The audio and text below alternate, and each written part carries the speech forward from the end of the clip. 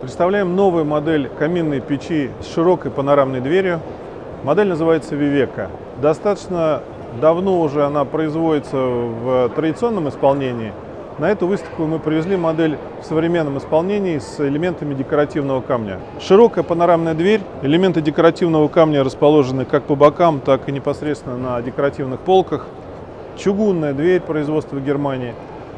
Огнеупорное панорамное стекло японского производства.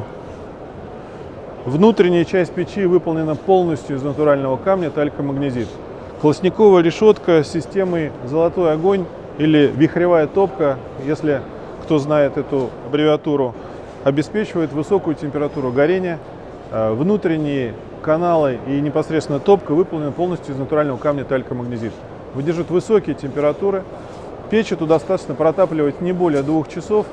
И такая конструкция и такой объем обеспечивают тепло примерно 100 квадратных метров деревянного или каменного дома.